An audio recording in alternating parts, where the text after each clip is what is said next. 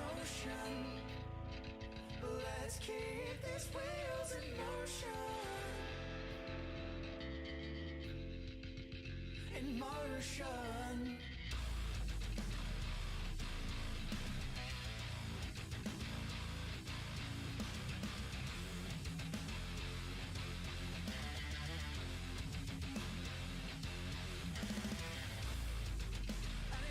You thought I did not know.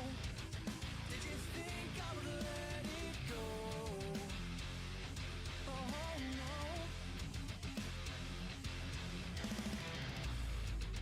And in time, yes, I think it's absurd. But until then, you'll leave your words.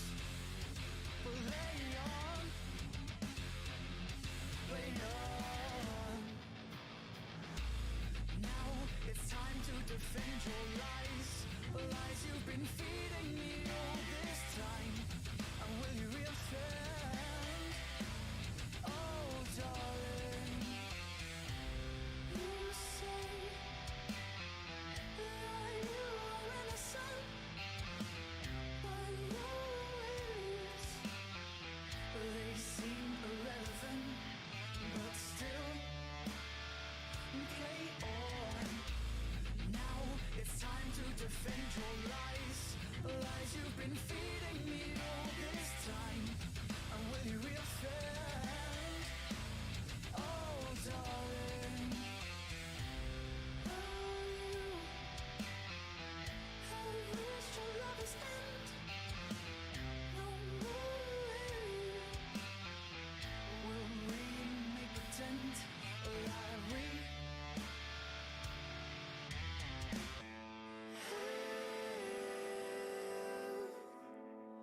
something to fight for. Oh.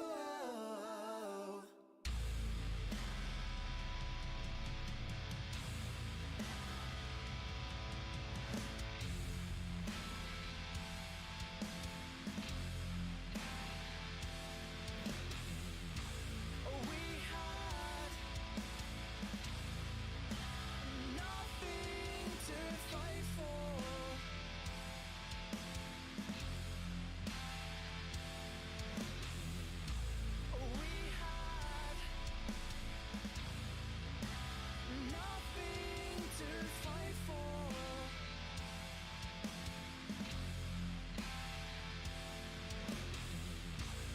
We had nothing to fight for. We had nothing to fight for.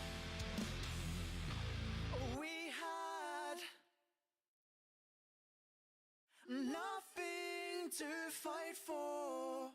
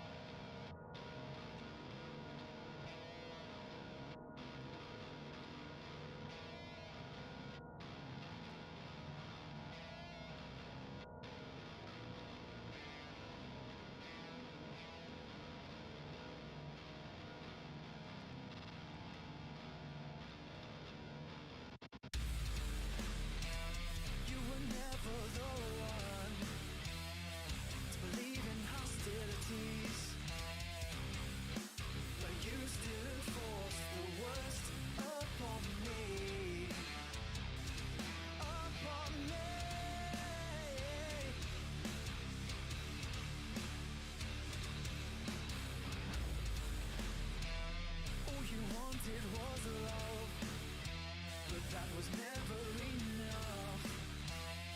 No, never enough. Cause you were chasing your dreams, now you can't redeem yourself.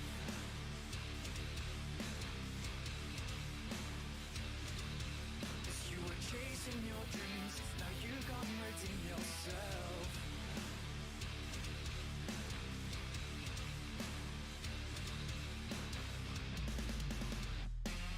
Disregarding your name, your smell is all that remains. They say you're an SLUT, but that doesn't sit well with me. It doesn't sit well with me.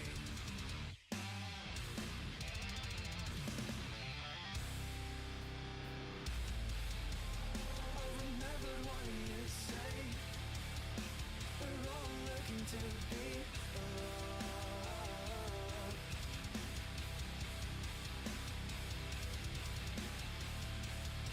And somehow, someday, we'll find what we're looking for.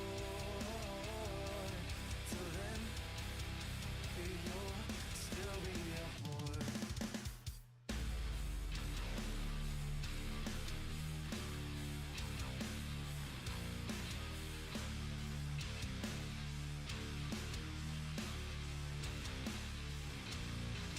Don't tell me who I have become.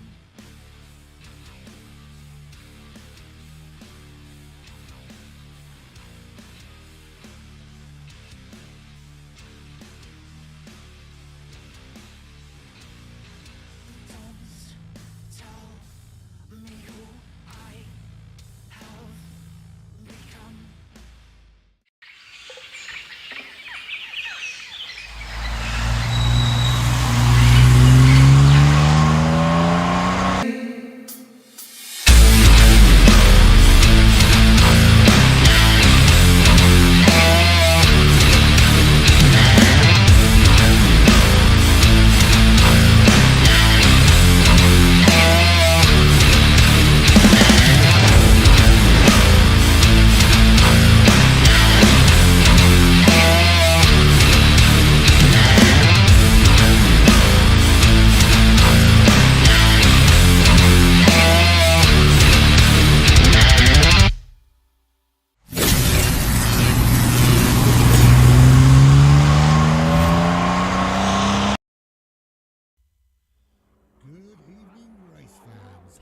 Bloody hell are we? We all good?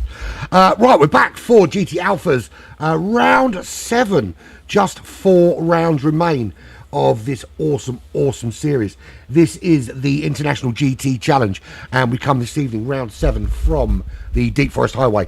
Raceway even. Deep Forest Raceway. Not a highway, it's not a road, it's a racetrack. In the Toyota 86G R4. Very, very good car, this one. This track is another fictional GT circuit, of course.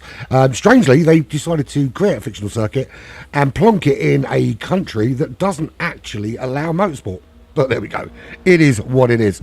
So, this evening, we are expecting a full lobby. Shall we have a quick look at the grid lineup before we look at the current league tables? We've got a few newbies in the lobby as well, which we'll go through in a little while. So this is how it looks. Big news, of course, is LRC have pulled out of Alphas due to the time difference. They're, of course, based in Australia, and with daylight savings time and everything else popping in at both ends of the scale, it's now 5 o'clock in the morning for them, and it's just not sustainable for those guys to be racing at 5 in the morning, and they have pulled out. So Sharky, who was pretty much a shoo-in for the championship, no longer competing, and neither is Kaizan, who was up there as well. So we've lost them and Mobile Ledge from this lobby one. That leaves some room for some others to jump in. Bonnie Val, of course, is the current championship leader, and he'll be in there with Stormfly. The Truth, of course, who we're expecting at some stage. I hope he can make it, of course. Who else is not in the lobby yet? Let's have a quick look. The Truth is in there already. Nuke is in there. I've seen him. TJ as well. He is in there. Fubar made his way up from lobby 2, and he's secured himself a nice little place there with Jay as well. They're staying in lobby 1 at the moment. Pole Sitter, absolutely brand new last week, lobby 2. Blew everyone away, moves up into lobby 1, of course. Nav as well should be joining us shortly, although I think Nav is also racing for it last week, so we might not have him. Although he is based in America, it's not quite the same time zone. Beardy from ART, we're expecting him anytime soon, and there he is, just popping in now. Willard with his first foray into lobby 1 after a good performance in lobby 2 last week. Colum back into lobby 1 for ART, and from the SCR boys we welcome in Shredder from lobby 2, and Kanye Lautis if he makes it. He's not in the lobby yet, he hasn't got long to go, just a couple of minutes. So a couple of newbies to look out for, and apparently we need to look out for Pulsar. He's pretty darn quick, allegedly. Right, so the team standings first. No, we'll do the driver standings first. There's the driver standings there. Bonnie Val leads the way by about 24 points, but because Sharky won't be competing, that puts him miles ahead. Now, here's the kicker. If the Sharky and Kaizan pulling out, the gap to Wiggy in second is 207 points. So Wiggy with an awful lot of work to do. Essentially, it looks like, with LRC pulling out, the Bonnie Val has just been handed his second GT Alphas Series title. Of course, he's currently the GR3 Shell GT3 champion. And that, of course, means that if he wins this as well, he'll be a double back-to-back GT Alphas champion. 207 points, a gap between him and Wiggy at the minute. 211 to Stormfly. So it needs some crazy stuff to happen. Now, there is, of course, drop round to chuck in at the end of round 9, but I can't see how they're going to catch him unless he has a couple of really, really bad races. TJ sitting there just outside that top 5, but he'll of course be in that top 5 once Sharky and Kaizan are removed, which I think we should probably do if they're pulling out. Mobile Edge as well is out as well, so he'll be coming out of that top 10. That brings in people like, there's a couple of Pro-Ams in there. We've got Willard G-Sto, who's a Pro-Am. We've got G-Mac as well, who's a reserve, who's not far off that top 10. Slipstream missed a couple of weeks, but he's not far off that top 10 either. Can still jump in. Quali starting in 2 minutes time, although it's a little bit late, but there we go. So we're missing Canyon Altis, should have made it, but he didn't. And of course, Navi's Racing for LRC is not going to stay in. Right, team competition looks like that. LRC, they'll stay on the leaderboard, but they will not win the team championship. It's 110 points to Black Flag, and that position will be taken relatively quickly. I mean, he goes still with a chance, still in it, and with obviously Bonnie Val now potentially dominating, it could be an interesting run in to the end. HKRT with a great start from them, but with a couple of their drivers being removed from the HKR team, particularly one being removed from the HKRT team for race conduct. That slowed their progress a little, and you can see there that Sector 7 should be above them in 4th. I'm sure we'll sort that out at some stage. Thank you for that, Stormfly. Got them the wrong way around, my friend. So there we have it. Right, quali will start in 2 minutes' time. Now, it'd be interesting to see. I haven't seen Pole Sitter race yet, but I've heard he's pretty darn racy. You've got the usual suspects there, those top 5. So The Truth, Pole Sitter, Bonnie Val, Stormfly, Wiggy. You've got to watch out for all of them. They're all really, really quick, particularly those top 4. They're capable of chucking in some very, very good laps. Then you're looking just at, I think the battle for that kind of midfield is going to be Wiggy, Nuke. TJ Beardy's going to be in there most certainly. Colum's had a bit of a resurgence lately as well. Fubar, if he doesn't get clobbered, can certainly put a lap or 2 in. And then you've got that back marker battle, which is going to be Shredder, Willard, Old Man Jay. Going to have some interesting battles back there for the end. Right, so without further ado, shall we go and have a look at some qualifying? It's essentially hot lap quali. So we'll get all of the details up. We'll just turn the cars in here. A little bit loud. Right, who's first out? Right, there we go. Let's have a little look and see who's out in front. old man Jay has gone first. A lot on Jay's car. What is going on? Oh, this is incredibly loud. I wonder if Jay's broadcaster as well. That's a problem. If Jay's broadcaster as well as hosting, that's going to cause a whole heap of so much lag. That is insane. A lot of lag we're dealing with. Right. So there we go. That's a problem. It's going to be a problem for the whole broadcast. If it does persist, I may be forced, if the lag continues as it is, I may be forced to abandon the live broadcast and then rebroadcast it again from the replay later. We'll see how it goes for the rest of qualifying, but yeah, it's not looking good at the moment. And you would have thought, actually, with there's no Australians in the lobby today. We've got one American in Shredder, another in Nuke. We've got the truth. They're not normally a problem. Usually when we have, it's usually with the Australians and you might have one or two problems. Without them in the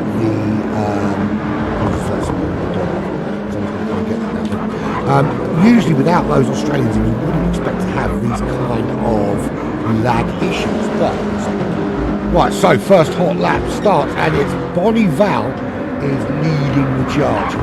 Currently sitting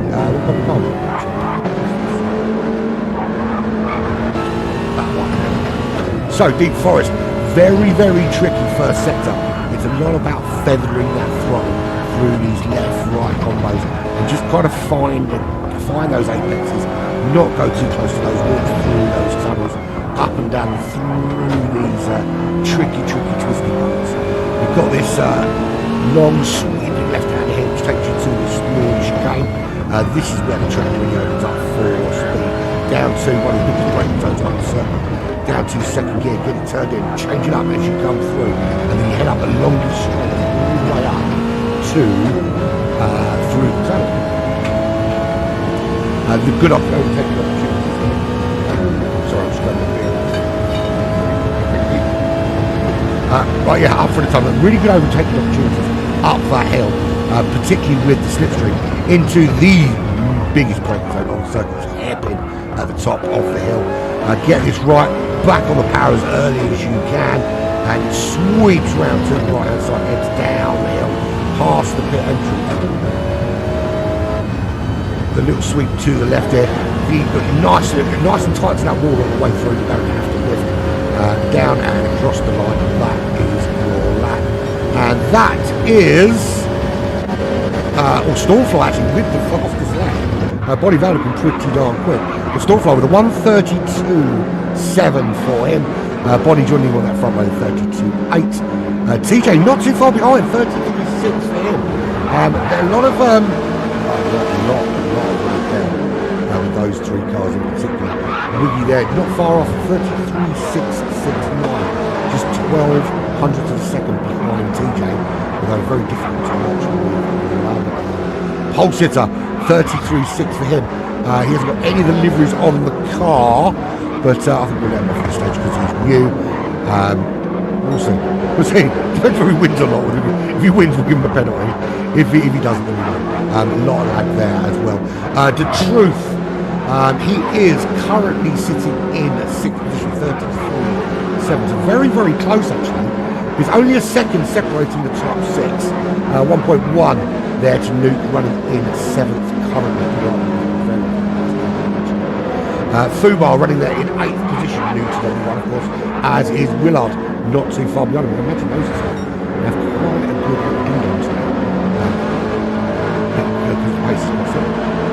Everyone, of course, is in the same cars too. Shredder there running in 10th position, and nothing separating him and Beardy at the moment. Beardy just behind in the ART car, just 1/1000th of a second difference as Bonnie Val steals pole away from Stormfly, and that'll be another pole position for the Amigos Racing Team driver, and potentially the double champion.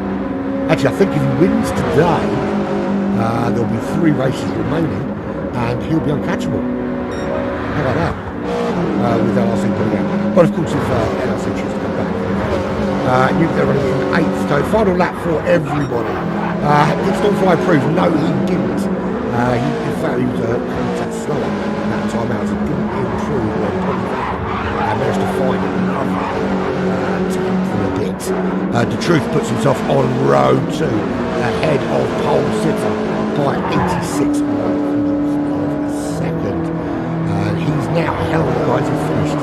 Yeah, he's done his last lap, so he's not going to get another opportunity. He is still on a hot lap. TJ is. When he goes through this timing line, we'll see him is up, and he is. We'll follow him through to the end. Across the timing line, he goes. He's 3 tenths down. What about Wiggy? Is Wiggy still running? He is indeed. How's he looking in terms of time? He's already passed that time barrier, so we don't know. Oh, the lag is awful. Absolutely. I apologise for the quality of it's darn laggy. Now, one of the reasons I stopped hosting and broadcasting was to prevent issues such as this, but I have a feeling that the hosting is so stupid, which is causing a problem. Maybe we'll have to. Until things get better lobby-wise, I think we'll have to insist that if you're hosting, you're not broadcasting. It just seems to be a little bit of an issue. So there we go. That's how it finished. Stormfly was stole it right at the death with a 32.5. That was a pretty quick. Found a couple of tenths there quite easily in the end. Bonnie Val joins him on that front row with the Truth Serum in 3rd on row 2, and he's got Wiggy for company. Pole Sitter and TJ on row 3. Beardy and Nuke on row 4. Row 5 is Fubal with Willard. Shredder and Colum on row 6. And row just behind, only 3 tenths behind Colum, is Old Man Jay. Not too shabby thus far in terms of time. And if we look, there's not much separating the 13 on track. Be interesting to see what sort of battles we got. I mean, I expect to see Stormfly, Bonnie, The Truth, Wiggy. Those guys are going to be rattling out there. Pole Sitter certainly as well. TJ, Beardy, Nuke, they're going to have a pretty good battle in there. And of course, sprint races, anything can happen in a sprint. You haven't got to. It's not about strategy. It's just about flat out, balls out racing. So we've got 13 laps in this sprint race, and that will set the grid for our what was it, 39 lap feature. And yeah, the stream stopped. Yeah, so he must have been streaming then. Streaming stopped his end. Hopefully, touch wood, that improves the quality of the lobby. Being hardwired obviously is paramount, but right, we'll see. Anyway, let's move swiftly on to this sprint race. I've literally just managed to open my beer that's just been delivered. So, sprint race ensues.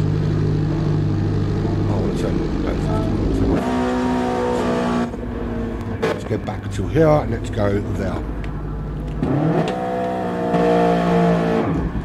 Right, it is a rolling start. Now, rolling start here does mean it's going to be a little bit feisty into turn 1. They're a little bit further apart, which helps a touch. And we are away, and we're on board on this chase cam from head down to turn 1. Just make sure everyone gets through safely. You can see the cars up ahead, seem to be through relatively well. No issue there. Looking back, seems that everyone's through there now. Did show Wiggy in the lead, but I think that was right. So Stormfly leads the way. That's and he started on pole, but there is still a lot of lag.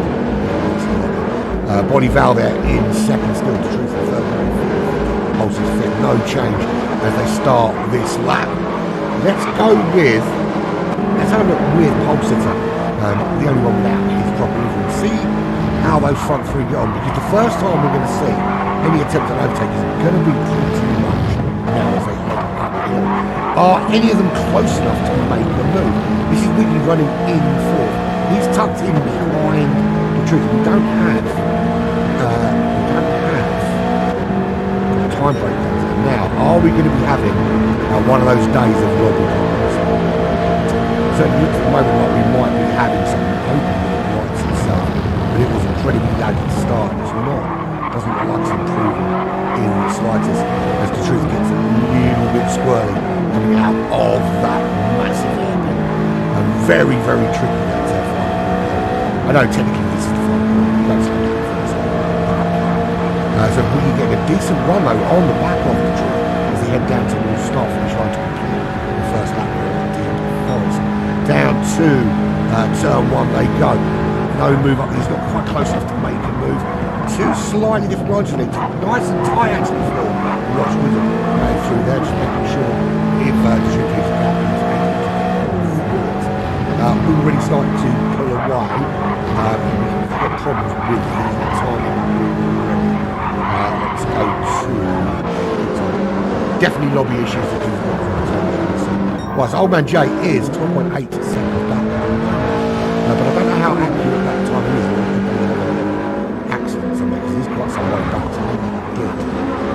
We'll see. I'm hoping after a couple of laps it will sort itself out. You know, it's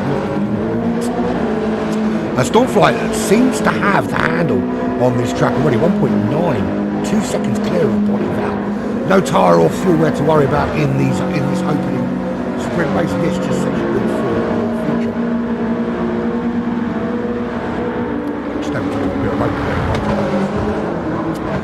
So, ironically, here's how it works. So, the top 6 are reversed for your feature race. And ironically, if it stays as it is, pole sitter will be your pole sitter. There is Bonnie Val. They've already pulled a massive gap over the truth in third. Still no timing between these two. Really close down to the back of the very, very rapid truth. And is he able to make a move into turn one this time as they head across the line? There's Diesel Battle looks like for 5th, 6th, 7th, 8th. Will you try the old switcheroo, go really wide into the corner, hoping to get the switch around as they go through turn one? Nothing good, but he is still tucked in behind. This looks like a 4-way battle at the moment with Beardy in 7th. That's Newt in 8th. That's Fubar in 9th. And you can see there's nothing really separating these four. The battle, nothing pattern for 5th position as it stands. It's TJ up there in 5th. You can see Beardy just a couple of guys up. There's Newt there as well. This is Fubar 1.4. Just putting a little bit away from as they head down through his last match. Uphill they go. You can see that he's not even ready to get tacked on to that slipstream. So Luke there in 8th position.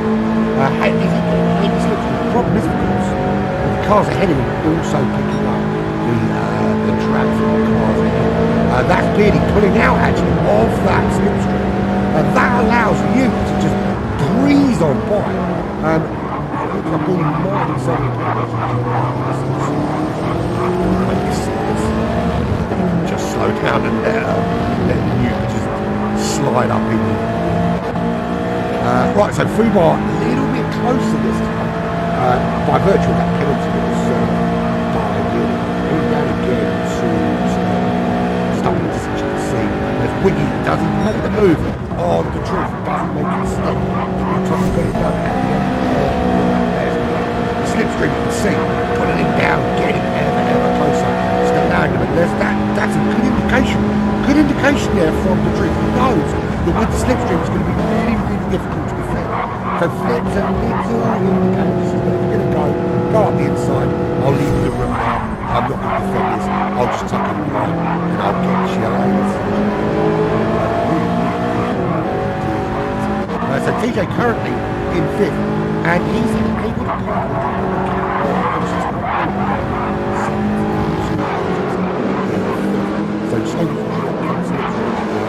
he's got a penalty which is going to leave him vulnerable to these guys behind Newt, who is in that 1 second window.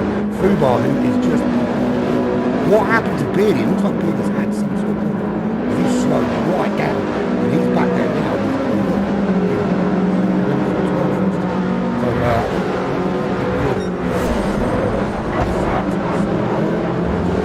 Oh, there we go.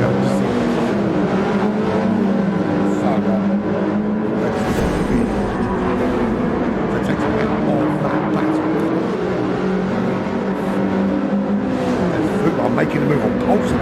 That was a really, really smart move there. You can see here, round the outside, just does that kind of switcheroo undercut and manages to get on the power that a little bit quicker. And that was the penalty, of course, that Pulisic had to serve. It's allowed Fubar to get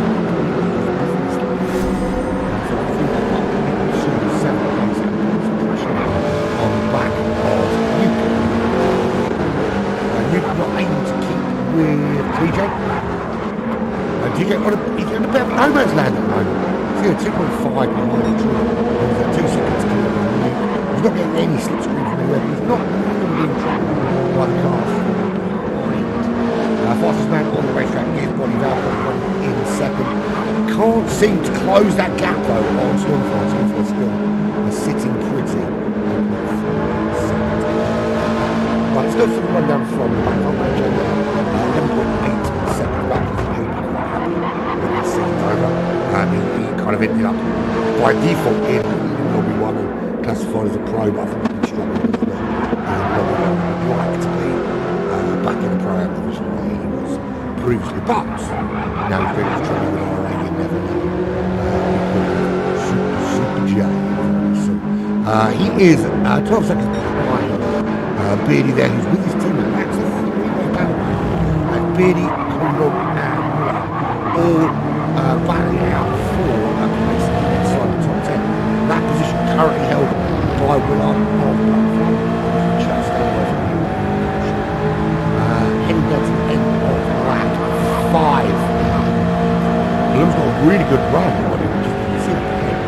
The benefit of that slipstream, particularly as you get over the brown hill, is he going to make a move up the inside, or is he going to stay tucked in behind there and wait for the opportunity as they head back down the other side? He's certainly on the inside, but that is awful. Oh, that is absolutely. Nobody can see. That is absolutely.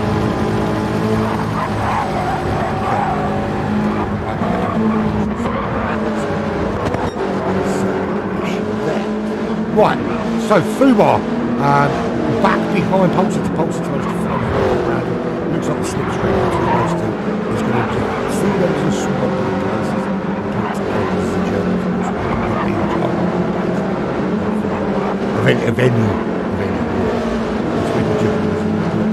So Fubar again, right up behind the back of Pulisic for just half a second.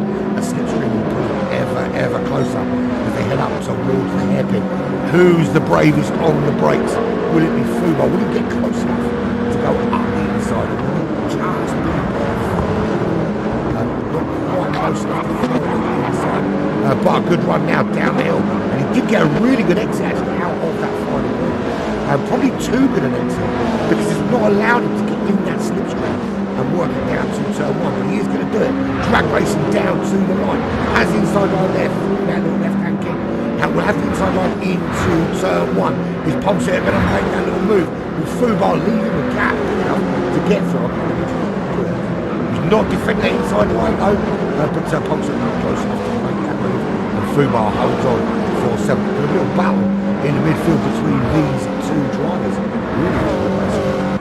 Nuke now managed to build himself a little bit of a gap with the battle going on behind him. It's just allowed him to pull away and not be involved in that fight behind. Gap to TJ still 2 seconds, still a bit of work to do, but TJ now with a penalty, and it looks like it's cost him significant time because that time is ticking down with the truth moving up, staying in 4th, now 4 seconds ahead. Does this mean that Luke is going to have a really good run? If he can get into that slipstream here when TJ serves that penalty, it sets him in a really good stead as they move down towards turn 1 again. This is lap 7 of 13.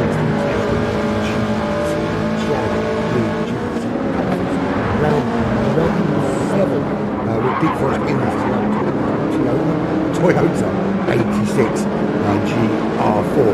Nuke is close enough. Maybe not actually. He's close enough. Not as close as before. But it's a lot closer than the 2-second gap than it was when they were this at this point last. It's really difficult to concentrate. so slow through turn one. With the lag that lag is making up so slow. We need to go on board.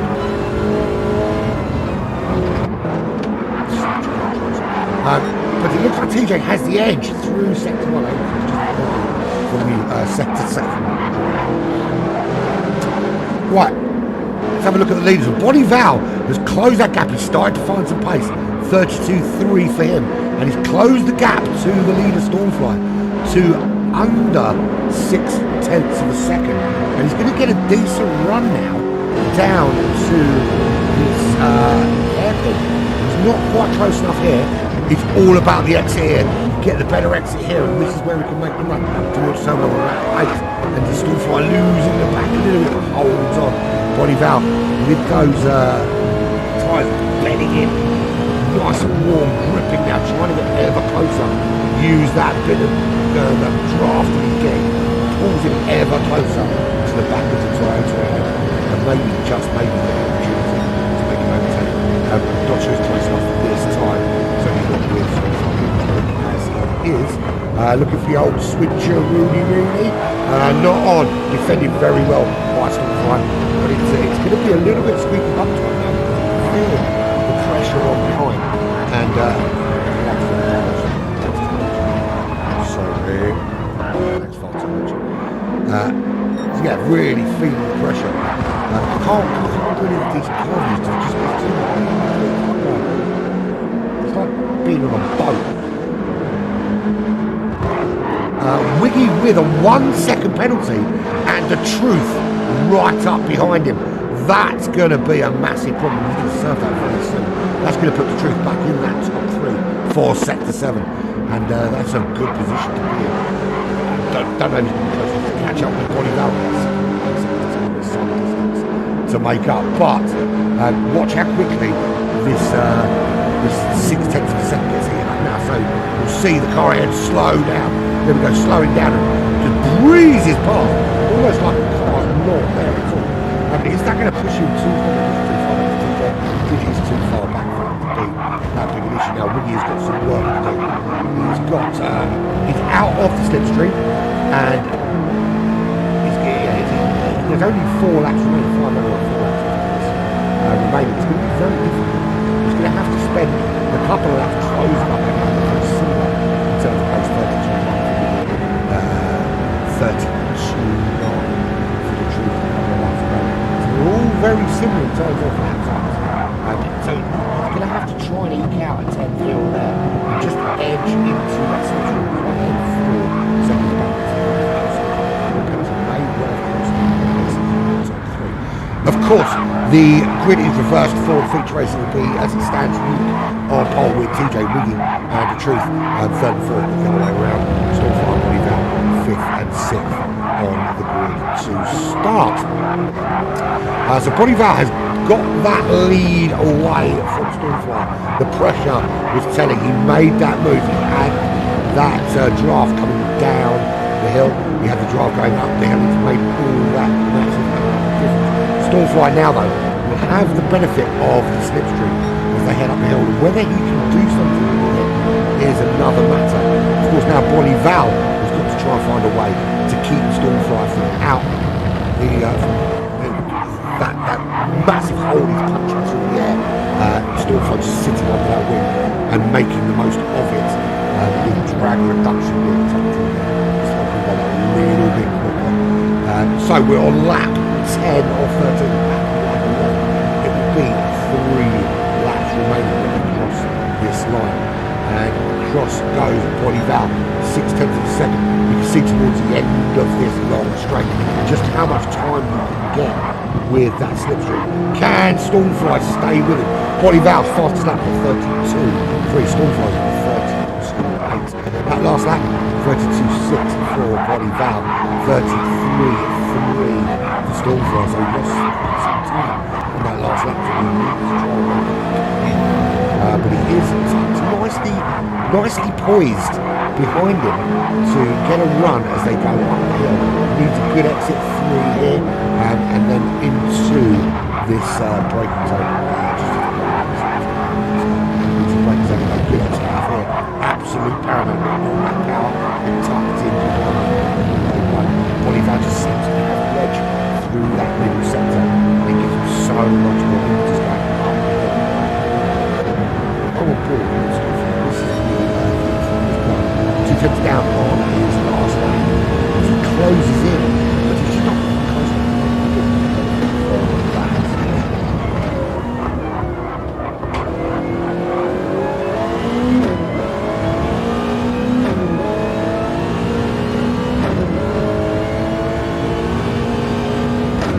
Stormfly's using time to body valve for this, and that's allowing just a little bit of a breather there. And he doesn't have to look in the mirror so much, he can focus on what's going on ahead. The truth of Wiggy, we had a decent battle there. Wiggy, of course, losing out with that penalty, but he's closed the gap somewhat back to 6/10 of a second. So the gap between Stormfly and Body Valve, the gap between Wiggy and the truth, relatively similar. Similar sort of battles. Now, Wiggy's got some work to do though, because we know the truth is no slouch. But Wiggy's got to try and get much closer. So we're on that 12-13. So he really needs to get within that half-second window to give him any chance really of making it slipstream overtake to the race. TJ, 1.6 ahead of Nuke, who's running in there in 6th. He's 2.5. And a pole sensor. We've still got Fubar for company, but Fubar with that half-second penalty, that's just going to drop him off the back of the German driver and just give that German a little bit of breathing space, a little bit of room not to have to worry. Shredder not too far behind, 2.2 seconds. The half-second penalty shouldn't put Fubar right into the crosshairs, but any mistakes from this point, and Shredder is going to be on it like a rat on a drain pipe. Willard there, 7.3 behind. Him and Beardy, nice little battle going on between them. Can he hold Beardy off? Beardy looking for the move uphill. Can he pull out the slipstream a little bit too early? No, he's back in it. He's tucked nicely in behind Willard's head up towards the hairpin. Now, does he make the move into the hairpin or does he stay behind Willard? Willard desperately trying to break that toe, not give any benefit to Beardy at all. Beardy makes the move into the braking zone. It's the old switcheroo though. Willard holds on. That's a great little move there from Willard. We'll do this from the onboard. This is a really smart move here from Willard, because you see he heads up the hill. You can hardly hear me. How's that? Is that better? He heads up the hill and he just makes that little switch round. And through he goes and, yeah, holds on to that position quite well.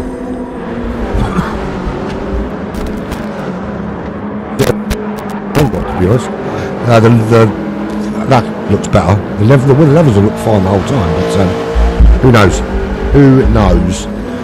So, there's Willard running in 10th. There's Beardy in 11th. Beardy going to have another opportunity to have another go.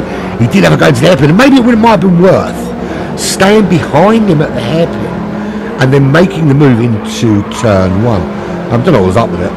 I think it's where I was trying to fiddle with the graphics a little bit more, and so close this battling at the moment.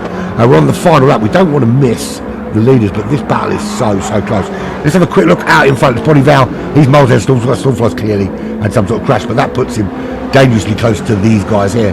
But Body Valve comes down and will cross the line and take a convincing win here in this sprint race here at Deep Forest. Stormfly coming home in second, but some 7 seconds back. So just over pushed on that final lap. The Truth running in third, Wiggy just behind in fourth. TJ will come home in fifth. But we want to keep an eye on this battle here.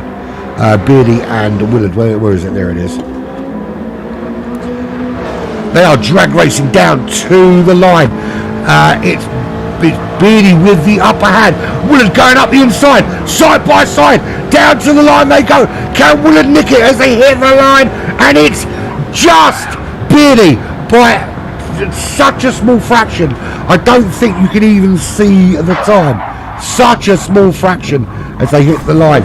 We'll have another look here. We'll have a look from this perspective, and you can see as they cross the line, it is literally, it's millimeters. And I wouldn't be surprised if lag played a part in who didn't cross the line then. So there we go, there we have it. Yeah, really, really close. But Bonnie Val, who, as it stands, I think will probably be the crown champion by virtue of LRC pulling out of this series. But let's do the full results rundown. That's Bonnie Val taking the win from Stormfly, The Truth from Wiggy, TJ from Nuke, with Pole Sitter just outside that top six, but that's where he will start the next race from, in 7th position. Fubar there in 8th, rounding out the top 8. Shredder in 9th ahead of Beardy, and him and Willow. Look how close they were. Nothing in it on that final lap. 34.446 to a 34.453. That is literally at 7 seconds. So 0.007 of a second between them crossing that line. So close. Colum in 12th and Old Man J some way back in 13th place, but not too far off the pace in terms of lap time. So clearly had some sort of accident somewhere. Don't know whether lag has come into any coming to it anywhere. So Stormfly is spurred in turn 1. When you're pushing, it happens. It absolutely happens. And if you want to hear about a tale of, let's hear about Tale of Woe. Well, we're waiting for the next one. 7 minutes to the next race. So Tale of Woe. So some of you that are watching may know that I do the ZFS, or have been doing a ZFS World Series broadcast. So I decided they had a new season starting yesterday, and I thought, you know what, I'm not doing anything on Fridays at the moment. Let me get involved in this short series of a few races, see how I get on, and see what's happening. And it was going all right. I hadn't qualified last. I had a decent strategy. I was starting on the harder of the two compounds, the mandatory mediums, so Interlagos, and I was doing all right. I was good pace. I was catching the guy ahead of me, and then I slammed on my brakes for Center S, and somehow my cable plugged into the back of the PlayStation had got itself wrapped around the foot of my pedal stand. So when I slammed on the brakes into the Center S, it pulled the cable not out of the PlayStation, but just enough to disconnect me from the servers and throw me back to the home screen. I was absolutely gutted, because I think I would have had a good opportunity at a mid-table finish, which for me is an absolute massive thing. But there we go, Tales away. I'll go again next week and we'll see how that works out. I might put in some practice this week. To be fair, I did no practice. One, because it was Interlagos and I track quite well, and two, you just haven't had the time this week. So, going to be an interesting feature race. Don't know whether it's worth redoing the lobby. I might make that suggestion. Right, I'll be back in a couple of minutes.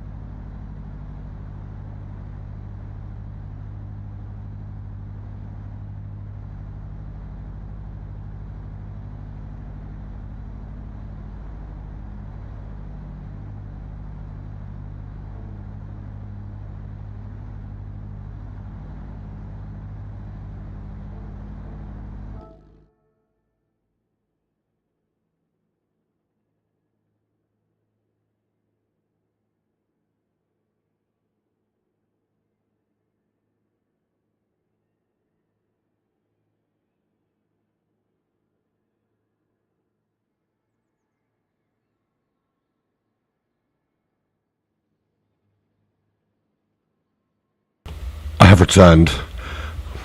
So I think the general consensus is that there will be a lobby restart. Yeah, I don't know what the problem was early on, but it was really, really laggy at the start. And it may be because he was broadcasting. It may be because he's on Wi-Fi. Who knows? Personally, I find if you're going to be hosting, it's probably best to be hardwired, purely because it's a much more stable connection. Yeah, I don't know. It's been playing up for a while. Oh, Rob, there we go. That should be all right now. Don't know what it is with this bloody mic.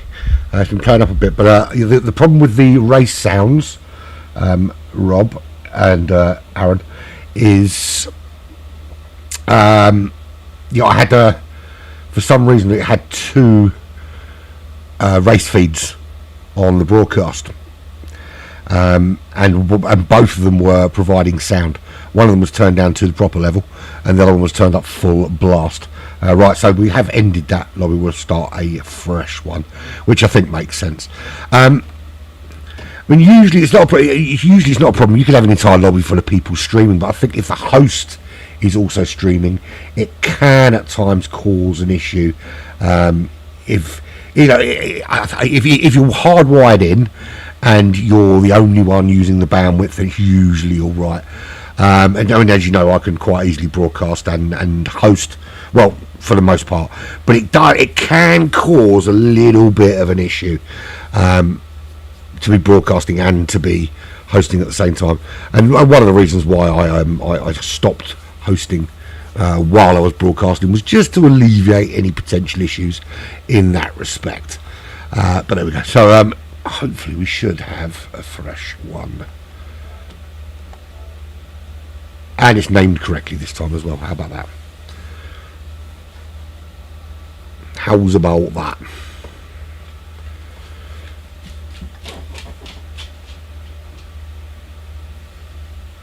So, as everyone's jumping back in, hopefully we get everybody back again.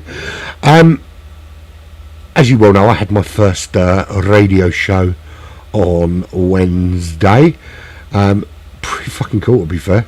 The equipment is a lot easier to use than I thought it was, and I no longer think the radio DJs have a difficult job, because you can. It's quite easy to queue everything up, and it's all done by computer nowadays. I suppose if you're playing records, it's a little bit harder, but pretty much everything you ever need to play is digital, bar some really obscure stuff. But it is pretty darn cool, and I'm going to be back there again this Wednesday to go all over again. I might put a link up so you can listen to me online or through your Alexa if you really want to. It is only hospital radio, so it's nothing too dramatic or too special, but the tunes are good. The tunes are good. That's the main thing, I think. Essentially playing songs for old people, for sick old people. Right, so Wiggy's back. Who are we missing? Who's not come back yet? I don't think everyone's back. Everyone is back, and he can set the grid and stuff. I just forgot to save that replay, which I probably should. No, do you know what it is? I was fiddling with it yesterday, Rob. I was contemplating broadcasting my race that I did. Lucky I didn't, because I got disconnected. But I was contemplating broadcasting while I was racing yesterday, and was fiddling with a few things, and I didn't unfiddle, if that makes sense. I didn't change it back when I changed my mind. I kind of just left it, and then obviously I got all the I drag and drop the artwork in, so it's not really that complicated to do. But maybe I should pay more attention to it. Yeah, I don't know. This mic seems to have a mind of its own. Is that it tends to change its levels as it feels like it. It's not even that old. It's not even a year old. I think, it's a year old. So the kids bought it for my birthday last year. So it'd be a year old next week. So it's not like super old. So it shouldn't really be that bad. But who knows? So So we need the grid. The grid will be set by host. Everyone's ticked in. Jay's just going to get that done. It's going to be an interesting 39 racing laps, I think, because it's been quite close. There are a few battles going on the racetrack. Expect to see more of the Beardy and Willard show. That was a pretty damn good battle. Wiggy and The Truth had some really good battles going on, and for a while Stormfly and Bonnie Val as well had their own little battles going on. So I think key for particularly Stormfly and Bonnie is they're going to be starting in 5th and 6th respectively. So they're going to need to work their way through the field. And let's face it, the guys ahead of them aren't slouches. They can put in a decent lap. So they're going to have to get tucked in behind. They're going to have to get that move done on slipstream. They're going to have to rely on hoping that the person, the one who's doing the chasing, which will initially be Bonneville chasing Stormfly, that the person chasing doesn't get the move done quite as quickly, and you get an opportunity to put some distance between you. Now, obviously it's 39 laps of racing. Anything can happen. You've got pit stops to contend with. They do only start with half a tank of fuel, but it will be interesting to see how quickly they can make those positions up. Decent run down to turn 1, and maybe have to make the move into turn 1. Well, we'll see. Grid will get set very, very soon. So, coming up, so we're round 7 of GT Alphas. Next week, we will be announcing the next GT Alpha series, and that will be the Icons 1000. 4 iconic GT racetracks.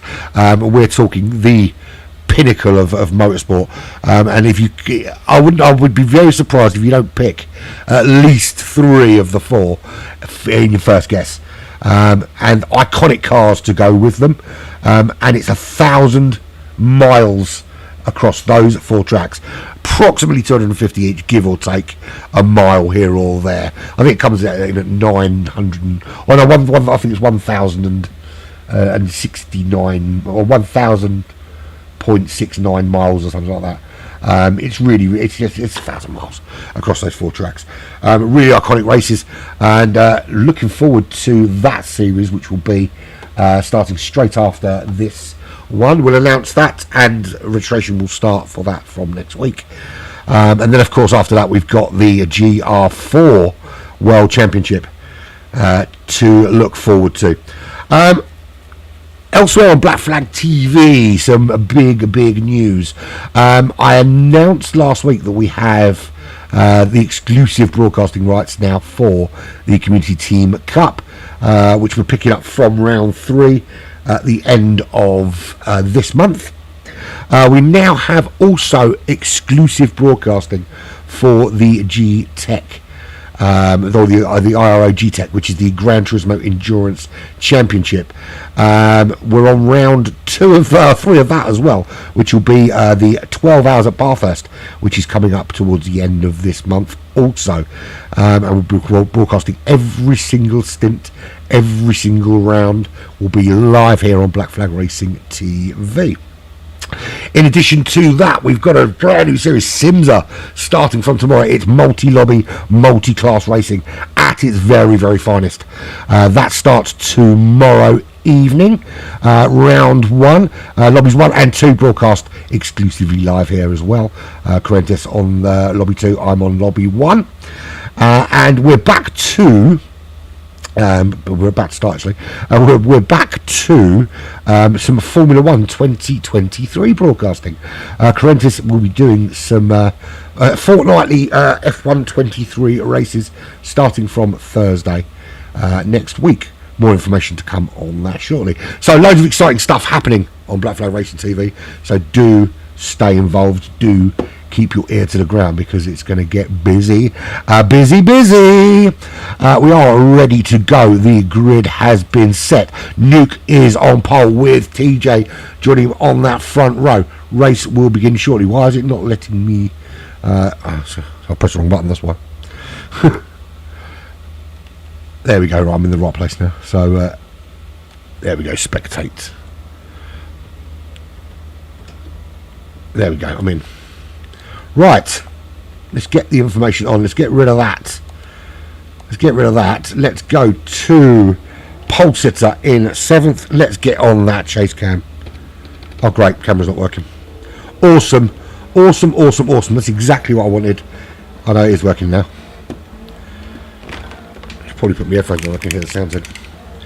Right, here we go. Down to turn 1. We go 39 laps here. This is round 7 of the International GT Championship. From GT Alphas. We're at Deep Forest in the Toyota 86, and into turn 1 we go. Everyone through nice and clean. This looks a lot more stable than that previous lobby. Looking back, everyone through clean. Love it. Love a bit of clean driving. So let's have a little looky, see how we are faring. That's Nuke on from pole in the lead. He's got TJ behind him. You wouldn't expect many moves in this first little bit. It's very difficult to overtake in this first sector, although Wiggy having a little look at TJ, certainly up the inside, doesn't get the move done there, but he's having a look and wants to put pressure on him early on and get on up after Nuke. Shall we have a look at everyone's starting tyres? So hard tyres have to be used for a minimum of 1 full racing lap. So if they bin them at the end of lap 2, they've done that full racing lap. It looks like that's what people might be doing. So Nuke starting on the hards. TJ, Wiggy, Stormfly, Bonnie, The Truth, Pole Sitter, Fubar, Shredder, everybody on those hard tyres, getting those out of the way nice and early. So TJ holding on in 2nd. Stormfly making his way through the field, absolutely stonking through, gets past Wiggy, already up to 3rd. Bonnie Val, or he'll drop him back down again. Well, Wiggy is not giving this up easily. He doesn't care, teammate or not. He is not going to just let him breeze on through. There are no team orders here at Black Flag. You're right, if you put him in a wheelchair they'd win too. Absolutely right. And Wiggy into turn 1. He doesn't have that inside line though. Stormfly into the braking zone. He's got the inside line. That's allowed Bonnie Val just to get back up and involved. Stormfly not able to pull away too quickly. How quickly can Bonnie Val dispatch Wiggy? Not quickly enough, and then makes the move almost immediately, as I said it. The Truth trying to make his way through as well. He's there in 6th. So we're looking for, there's going to be a few battles here. There's going to be this Nuke and TJ battle, which I don't think will last long. I think Nuke's got a slight edge over TJ. Stormfly and Bonnie, they're already coming up behind TJ there in 2nd, and this is the battle. That's Wiggy there. That's The Truth in 6th. 3 seconds between The Truth for sector 7 and Nuke for sector 7. First, excuse me, that came from nowhere. 1st and 6th, desperately trying not to give each other slipstream, but at the same time trying to get some slipstream. You can see just on the left hand side there, Bonnie Val not really getting involved in that slip game. He was kind of hoping to drag race it down and make the move. Through the hairpin we go. Stormfly makes the move on TJ up into 2nd. Bonnie Val not able to follow through. Can Stormfly pull away? You can see up ahead that Bonnie's trying to follow Stormfly's line, not anybody else's. Into the pit goes The Truth and Nuke. They're ditching those tyres. Nuke ditching them. Pole Sitter ditching them. Beardy ditching them. That's those hard tyres out of the way. So some opting to stay on those tyres. Now that's an interesting strategy. I quite prefer people to run the tyres for as long as possible. As Bonnie Val just making that move on TJ up into 2nd. We'll see if we can catch that. Drag racing down. He's got the inside line. TJ able to defend. Wiggy gives TJ a little nudge, which helps him out. But then under braking, TJ obviously having to brake a little bit sooner because he got that little nudge from his teammate to help him.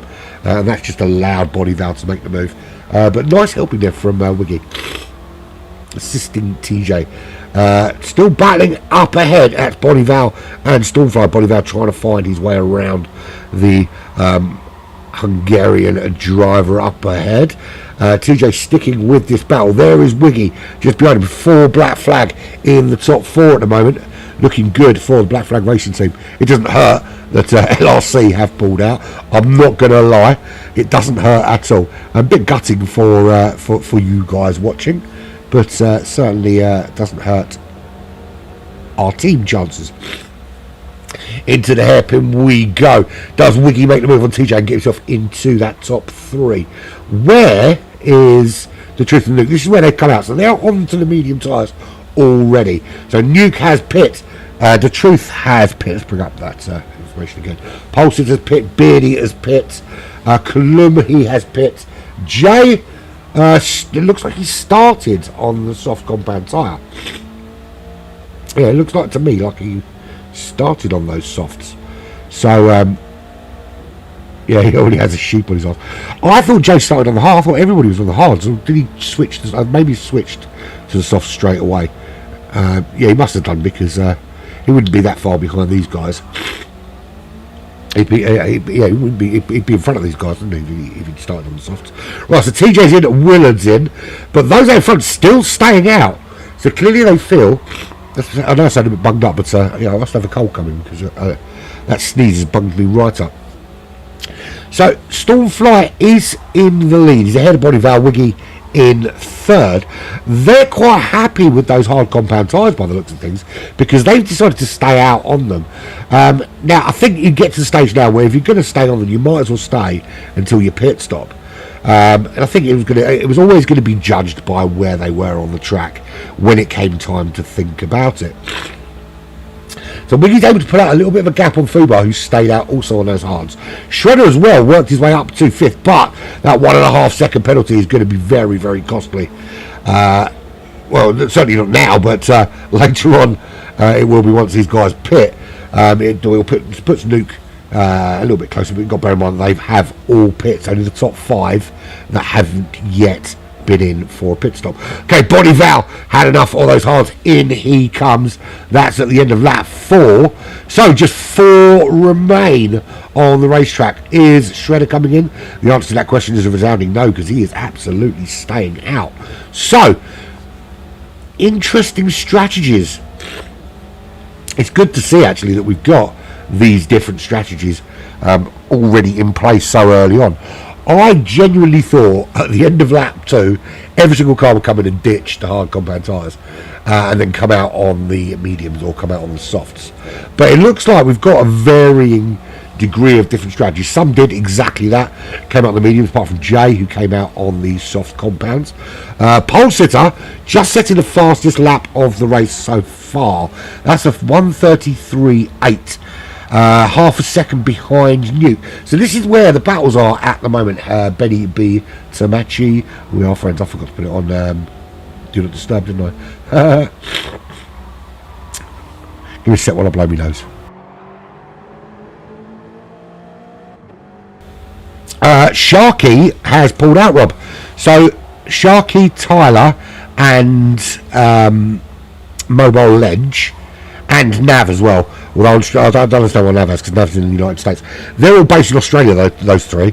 And with us, our clock's going forward, and theirs, I think, go back or however it is. But it's stretched the time out so much now that whereas before they were racing at like 7 o'clock in the morning, it's now like 5 o'clock in the morning for them, and it's just a little bit too early. So they took the decision that rather than sort of, not necessarily be able to do the last couple of races or struggle with waking families up and stuff, that they would actually just not compete for the final 4 races of the series. So that's really unfortunate, but it does change things slightly out in front. Right, so Pulsar now and Nuke are essentially de facto leaders. Fubar and Shredder staying out. Everybody else has now been in. Now this is quite interesting, because Stormfly comes out just behind Bonneville, about second behind Bonneville, but they are all behind TJ, The Truth, Pulsar and Nuke, who have already been in the pits. So it looks like the early stop was the best strategy here. So that doesn't bode well for Fubar and Shredder, who have stayed out. Now it may be that they eke this out all the way to sort of lap 11, lap 12, when they'll start to be looking at a fuel stop. If they do that, it might not have necessarily the same kind of impact. What will be interesting to see is who put fuel on when they went in. So Nuke did. Pole Sitter did as well. And he's got a great run on Nuke there, heading down to the hairpin, making that move up the inside. Nuke not defending the inside line, maybe hoping to do the old switcheroo. Defended quite well though by Pole Sitter as he made the move, but he couldn't quite get the hammer back down and make the move. So Fubar and Shredder in, so this will make Nuke and Pole Sitter 1-2, and they're racing down towards the line. Pole Sitter tucked in nicely behind him.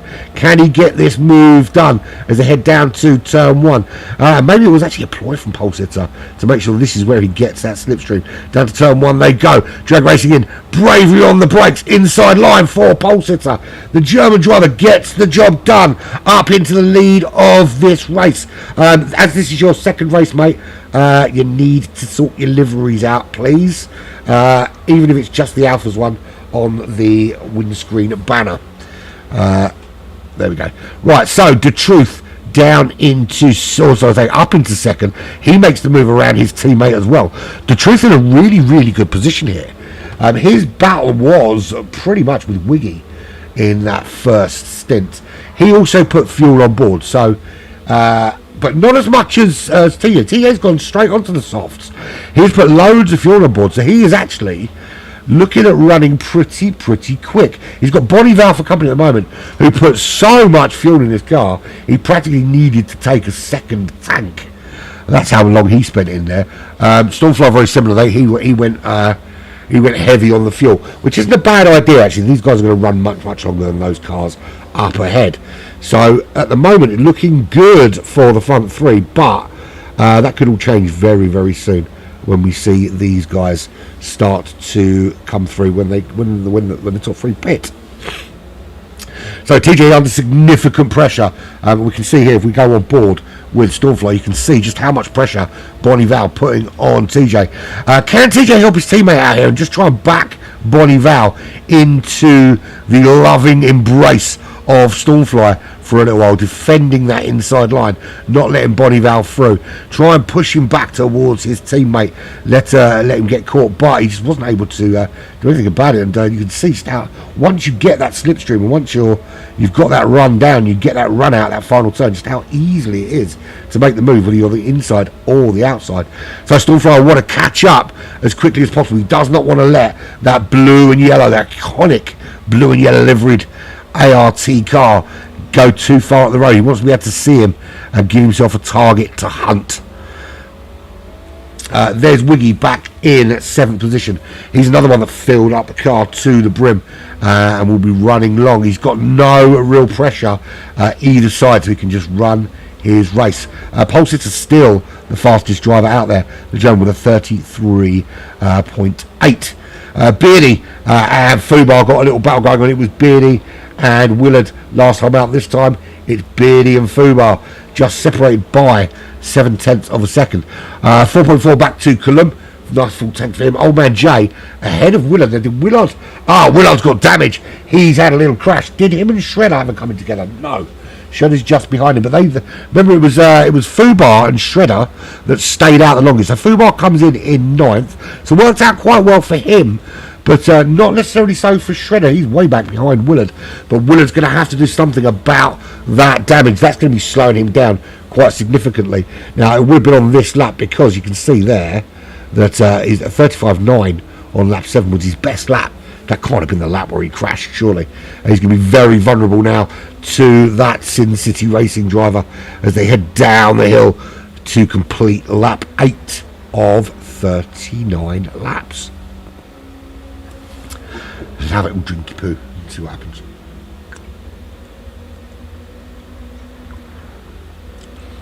A bottle of Desperado. Wet the old whistle. Shredder making a move up the inside, gets the move done, and there's not a lot Willard can do with that damage. He's just not going to be able to stick with him for any long period of time. It's really going to be affecting his handling, affecting the balance of the car. You can see he lost 10 seconds there. That would have had him way up the field, around here. Yeah, he would have been up around Colum and Fubar and maybe just behind Fubar. So out in front, we have the Pole Sitter in the Pole Sitter's position. He is just ahead of Sodium Pentothal himself, the Truth Serum, who is half a second back. And they're starting now just to edge away from Nuke, who for a while led this race. He's just backing off a little bit. But here's the thing. How much of a buffer is Nuke going to be for the Truth? Is he going to be able to, if it's the wrong word, when Bonnie Val catches him, and TJ's still right there in behind him as he's Stormfly. When Bonnie Val does catch him, how much can Nuke hold him up and stop him from chasing down the Truth? And TJ making the move on Bonnie Val up into 4th. So Bonnie Val, despite being on the verge of being crowned champion very, very early, at the moment not getting it all his own way. He's certainly not going to get first place handed to him on a platter. Good little battle going on at the moment. That is indeed your boy. Stormfly now with the fastest lap, 33.5. That's that bit of slipstream he's picking up from these two cars ahead. This is a great little battle here. TJ in 4th, Bonnie Val in 5th. Stormfly running in 6th as they head up the hill. Why are the hazard lights on for Bonnie Val? What's he trying to insinuate? That there is a hazard up ahead? I certainly don't see one. Good little run for both of them. Anyone going to make that little move? Nobody wants to make the move here. Everybody's waiting for the run down to turn 1. You're going to see this more and more, that people might have the opportunity to make the overtake as they head towards the hairpin, but not wanting to take it because you don't want to be giving the slipstream back on the way back down the hill. This is where you want to take the benefit from it into turn 1. And you can see here Bonnie Val having a little look up the inside, taking the slipstream for as long as possible. Stormfly though getting a really good run as well. Is this a double bubble overtake? Anyone going to have the balls to make that move? No one making the little jump. Bonnie Val having a look up the inside, but again TJ holding on very, very well. This is a brilliant drive from TJ, normally flitting around that midfield, but really confident drive from him, and holding the GT3 champion and the current championship leader at bay as it stands. Really, really good work from TJ on there. Really difficult for Bonnie Val. You know, he's in that dirty air for a long period of time, and that's the other thing. How much harm is this doing to his tyres? You've got to bear in mind that he's having to push, or here's the other kicker: are these two guys happy to sit behind TJ to save themselves tyre and fuel for later in the race? There is certainly that as a consideration, that neither wants to make the move because they realise how much they can tyre and fuel save behind TJ in the early stages of this race. Lap 11 of 39, not even 1/3, well, not far off 1/3 distance. Now I'm pretty sure if the opportunity presents itself, they will certainly take it. But how close they get to Nuke now? So Nuke with that half-second penalty, TJ with a half-second penalty, that's going to allow Bonnie Val and Stormfly through. Nuke is just about 3 seconds up the road. He's already dropping well off those front two. Pole sitter in the lead, in the pits even. What's going on there? What's going on? It's completely through me. I'll replay this one. Let's go back now to the right place. There we go. Pole sitter in the lead, 1.6 seconds over the Truth. Running in second. And Pole sitter now starting to find a little bit of pace out front. 33.7, his fastest lap. It's not quite the 33.4 that Stormfly's put in. And I'm certainly Bonnie Val will at some stage try and find some time from somewhere and get himself another fastest lap award. But as it stands, 1.5 seconds clear is the German driver in the unliveried, the incorrect liveried car. How long can you hold on there? You've got to bear in mind that Pole sitter, the Truth, Nuke, they're all on much less fuel than these guys behind. Right, so TJ is about to serve this penalty, and this is what's going to happen. He serves the penalty. Bonnie Val, is he close enough? Yes, he is. But is he making a move? Yes, he does. And Stormfly makes that move, sticking with him into the braking zone. Is that double overtake from Stormfly? Did he go in too deep? No, he makes that move stick. That is an absolute doozy of a move there from Stormfly. Let's watch that again. You can see this run as we go on board. He gets the run on Bonnie Val. Bonnie Val gets that additional little bit of a run off TJ. Makes the move. They both head into the braking zone. And Stormfly just gets that car slowed down on a sixpence, gets it turned in on the apex and makes that double overtake look incredibly easy. Up into fourth place for him with that double bubble move. But Bonnie Val straight at him at the end of that straight and up into fourth. How long can he hold on? So Bonnie Val didn't let him stay there for long and made that move to get ahead and up into fourth position. Pole sitter from Nuke. Those three are going to be pitting in the next couple of laps, I imagine. So pole sitter probably around laps 17, 18 will be the first time we see him. But yeah, that was a great move from Stormfly. But obviously now Bonnie Val up ahead of him in fourth. Wiggy losing another place to TJ. So TJ losing another place to Wiggy. So Wiggy coming through up into sixth. TJ dropping like a stone through that order. That penalty really, really costly. Excuse me. And I wonder whether, in addition to that penalty, if he had a little bit of a foray somewhere for 144.5, so just more than a half-second penalty cost him there. So it looks like he's cost himself some time and balls up a corner somewhere. That's put him right into the crosshairs of Fubar. He is 5.4 seconds clear of Beardy. No one ready to battle with, but now he sees a target, and that target is TJ. Beardy 5.4 seconds back, and there really is in no man's land. We go on board in his car. Can he see anyone down the hill? No one there, no one behind him. It's a lonely existence for Beardy right now. It's almost like he's doing a time trial. There's no one else on the track for him to reference for speed. Over the breast of the hill, can he see anyone going into turn one? No, he can't. So it's a double-edged sword, this position, because you don't have anyone pressuring you. You've got no one ahead that you're kind of pushing to try and beat, but you've got to do a whole heap of laps with no real incentive on the track for anything. Nothing to aim for except for a time. And when that time is like 6.3 seconds, 7.4 seconds, a tenth here or there is quite negligible. You're looking for like 1 second jumps, 1 second increments to give you something to kind of aim for. There is his teammate Colum. He's currently running in 10th position. Colum happens to be a physics term for something. Now, I don't know if Colum knows that he's named after a physics term, or if actually he named himself that because it's a physics term. Who knows? But it is a physics term, and it's linked to the Three Body Problem, which is ironically a show on Netflix, and that's how I found out, because I wanted to look up what the Three Body Problem was, and then I kind of went down that physics rabbit hole that you do. Well, people like me do. Some people do. Some people don't go down the physics rabbit hole. I tend to. I like physics.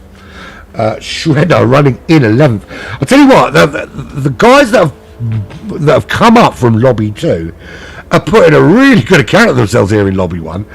Pole sitter currently in the lead of this race. You've got Beardy and Colum came up a couple of races ago and kind of flitted around that kind of top 10. Shredder and Willard there in 11th and 12th.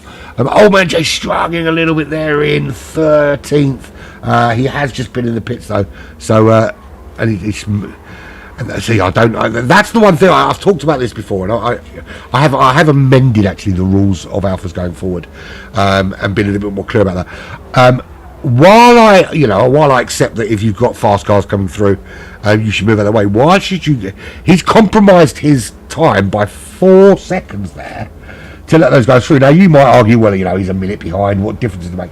It absolutely makes a massive difference.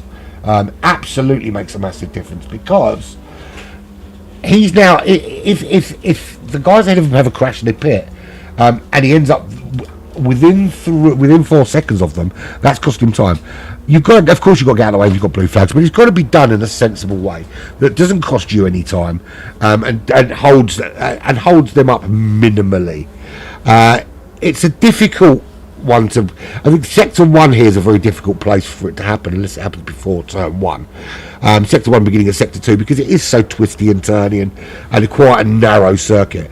So that's where you kind of, as the lapper, you kind of have to plan ahead a little bit, because you know roughly what your pace is. You know how quickly you're getting closer to the back of them. You know you can kind of guesstimate where you're going to catch them.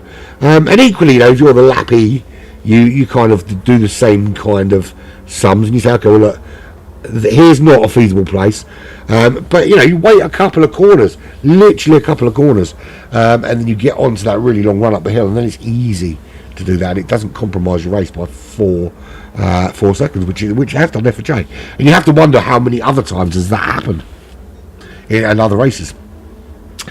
So still the fastest man on the track with that 1:33.332. That's really, really fucking annoying.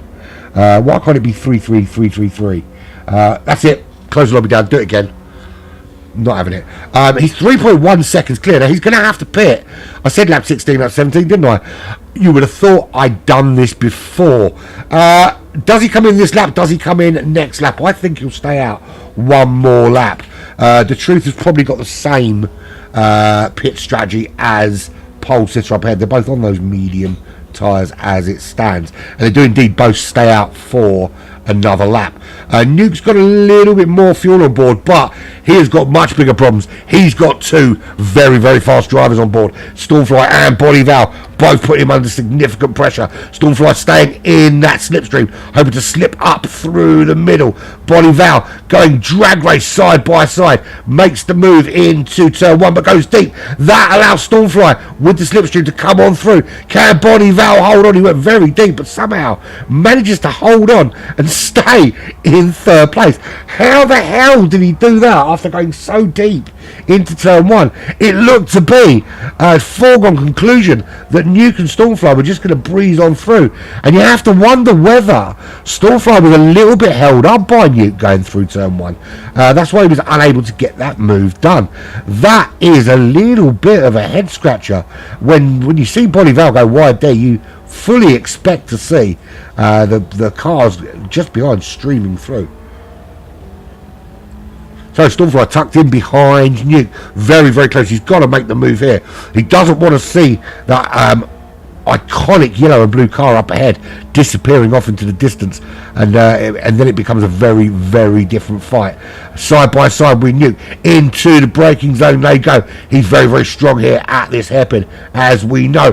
Almost has to coming together with Bonneville up ahead, because he is so quick through there. So that's Pole Sitter in to the pits, the Truth into the pits, and again Stormfly not quite able to get that move done, where he almost hit the car ahead. It's kind of compromising him a little bit, being behind Nuke. It's helping, but it's not helping enough. Giving him a little bit of a bump to try and stay with Bonneville up ahead. This time he does the move into turn 1 and gets this move done. Onto the power he goes, up into 2nd. They're into the lead of this race. Bonneville leads Stormfly by 0.6 of a second. Nuke very much still involved there, but he will have to pit at the end of lap 19 for fresh rubber, and well, certainly for fuel. Rubber's not looking awful, but you certainly will need fuel. But really, really good racing up ahead. Wiggy is running longer. He'll move up into that top 3. Now, those that sacrificed a longer pit stop when they went in early are now benefiting from that longer pit stop with being able to run longer with the additional fuel they put on board. And you can see that Pole Sitter and the Truth, who were running 1st and 2nd, Pole Sitter comes out in 8th. He's got an absolute full tank of fuel and some racing soft tyres. The Truth, he hasn't quite gone full. He's on racing softs as well, but he's come out behind Colum, and he's been held up behind the Amigos Racing Team driver, which is allowing Pole Sitter that bit of breathing room that he absolutely had before he went in and wants to keep. He did lose a bit of time in the pits because he stayed in a bit longer, but again, the Truth can't make that move. It seems very difficult to make that move into turn 1. In comes Nuke. This will be Wiggy coming down to take 4th place. Fubar will be in 5th. It's a good run from Fubar in his jump up from lobby 2 last week. Stays in lobby 1 and finds himself in the top 4. TJ back into that top 5, but his tyres are going to give out very, very soon. Those racing soft tyres, not lasting quite as long as he'd hoped, I think. But he's probably got a couple of laps left in them. Lap 21, lap 22 out of push if he's got really, really big cojones. Beatty's on those mediums. Beatty could find himself moving up into 5th when TJ goes into the pits. He's 13 seconds now behind 5th place, but running very comfortably there in 6th position. There's Pole Sitter, who was at one stage the race leader, currently the fastest man on the racetrack, of course, with a 1:33.332. He's 5.8 behind Beatty. How quickly can he close that gap? I'm sure we're going to want to, as he just goes purple again, he's starting to find some pace now on those racing softs. He didn't qualify all that well, at least I'd say struggle. He didn't struggle in the sprint race, but he's finished in 7th place. So he's currently where he was when he started, but on a charge with people ahead still needing to pit. Lap 19 of 39, and I think the dog's going through the bin.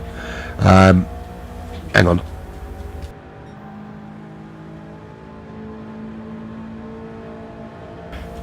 Yeah, my daughter's dog's just taken an empty steak packet out of the bin. We had steak for dinner tonight because I'm awesome.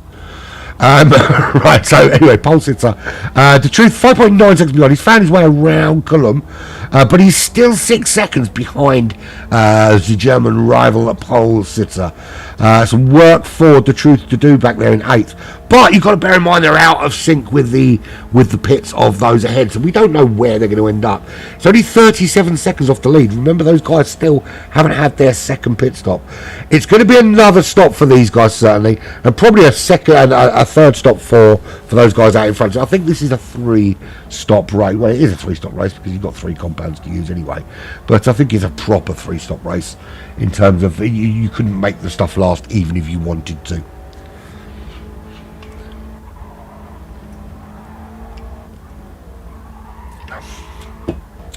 I opened this beer right, I'm still not even halfway through it yet. I really should drink it faster before it gets warm. You can't make it cold again. I'll come back in the soda stream now, make it fizzy again. Right, anyway, Cullum, not far behind the truth, but he's already dropping off. He's got Shredder for company. Shredder reading him in. Last lap for him was 35.0, 35.7 for Cullum on those mediums. So Shredder looking to burst his way into that top 10, but looking to bust his way past Cullum and start mixing it with the big boys up top, maybe. Nuke way back there, he's got some damage as well as Nuke, which it looks like he picked up on lap 18. Or was that that might have been an out lap as well, but very consistent. 34.3, 34.4, 34.5. One thing about Nuke, he might not be, he's about a second off the pace of the quickest guy out there, but incredibly consistent. That is very good group, and that is the driving equivalent of shooting an entire clip into the centre of a target at the shooting gallery. I don't know why I thought that. I think it's because he's American and they like to shoot things. It's an American pastime, isn't it? American pastime for the British is drinking until you're sick in your shoe, and the Americans like to shoot things, especially if they're at school. Right, moving swiftly on. Willard in 12th. I'm gonna be murdered by a lot of people soon. Willard running in 12th, 5.9 seconds behind Nuke. Pretty good account of himself, and first time in lobby 1 for him. He's a minute ahead of old man Jay. In terms of lap times, though, there's not much difference between them. So it does surprise me that Jay is that far off the pace. And I think it's a case of a couple of accidents have caused him some problems. Maybe he'll think about going in and repairing that. 35.7 his fastest lap, Willard's fastest lap. He's got damage. Old man Jay 35.7. So he done 34.4. So he's capable actually of quicker than Willard up ahead. but consistency has not been his friend. And this is the fundamental difference. He's capable of 134.4. If we look at Nuke up ahead, very similar. 134.4 is the sort of times he's putting in as well. But he's doing it consistently. So he's found a pace that he's consistent and happy with, and he sticks at that level. Jay's not quite done that. He can do those 34s quite easily, but it's finding the consistency in that. And I think that's the one part of once Jay gets that down, he's certainly going to be a force to be reckoned with in most lobbies. I think that the one thing that lets him down at the moment is that consistency. But over one lap, he's absolutely quality fast. Just needs to work on that. Right, Willard into the pits. He's going to be in there a little bit longer. He's got damage to repair, so Jay will close right up on him, and potentially actually will give him an opportunity maybe to close in, bearing in mind that he's got some good pace. If he can find that consistency now, Jay could put Willard under some pressure at the tail end of the race. Lap 21 of 39. A little bit of a ways to go still. But Stormfly in the lead of this race. He's made that move on Bonnie Val with that slipstream. You can see both revving the absolute nuts out of this car down to turn one, and that is coming out of the pits. I think that'll be Willard coming just out of the pits as TJ going in, and the old switcheroo for Bonnie Val. That caught Stormfly by a little bit of surprise. You can see here the Stormfly's got that inside line, doesn't defend it quite well enough. I think actually I think the problem we've got there is where the car's coming out of the pits. That has just set Stormfly slightly off the line he wanted to be on to defend, and that gave the gap for Bonnie Val to move through. And if there ever was a situation where you should require everybody in the lobby to be in the same chat, I think that was one. Although to be fair, I think they are already in the same chat, so I think that's where you announce pit exit, pit entrance, which is something actually new being added to the rules. That when you're racing in Alphas, you essentially are all in the same lobby and communicating amongst yourselves, and you are communicating things like when you're coming to lap someone, you coordinate that, and you coordinate when you're in and out of the pits, etc., etc. So Bonnie Val back ahead of Stormfly here on lap 23. These two dominating at the moment, 9, nearly 10 seconds. Abduliti joining the room. Now he should have been in lobby 2, so either they finished really early or he's incredibly late and in the wrong lobby, which is an amazing achievement, because he's essentially an hour and a half. So okay, these are two scenarios: either lobby 2 has crashed and he's come in to have a little look rather than just watch on YouTube like a normal person would do, or he is really, really late, so being like an hour and a half late, which is a really odd amount to be late. 1 hour you can understand or whatever, but yeah, an hour and a half late, and he's gone into the wrong lobby. Genius, absolute genius. There we go. It's like being dead, isn't it, when you're stupid? You don't know much about it, but it affects everyone around you. Wiggy running there in third. He's got a decent gap over Fubar, who is in fourth. 5 seconds back, so he hasn't really got to concern himself at the moment with any sort of defensive driving, just putting in those consistent times. You can see he's got that low 134 consistency, similar to that of Nuke further back. However, Nuke is just a little bit slower, but pit window approaching pretty quickly now for Bonnie Val, and Stormfly is still duking it out in the lead of this race. It is literally just nothing between them. You could slide a piece of paper in between those two cars. Was Bonnie Val trying to sell him a little dummy there with the pit? It didn't look like it. It was pretty close though. This is where you find out if the undercut really does work. Whoever is it going to be a case of they both going on the same lap because their fuel is very similar? But you can see there that Bonnie Val is a slightly better position fuel wise than Stormfly's. So here's a good idea to see how this undercut will work. Fubar is running in fourth. He's got some damage, so he will have to spend a little bit longer in the pits than everyone else. That's Pole Sitter coming through, but it'd be interesting to see when Wiggy comes out, where he slots in that that kind of battle for the top 3. Beardy also through. He's back up into that top 5. Now, Pole Sitter, this is interesting because this is where we really don't know who really is winning this race, because the strategies are so vastly different. Pole Sitter led for quite some time, went into the pits, of course, and then Bonnie Val and Stormfly did their thing. But Pole Sitter, currently the fastest man on the racetrack, still with a 1:33.0. He is on a vastly different pit strategy. He's on those soft compound tyres. They probably won't last as long as the fuel. We've seen that already with the guys running the softs. But he's in an incredibly good position. He's only 27 seconds off the lead, but on a very different pit strategy. He's going to run a lot longer.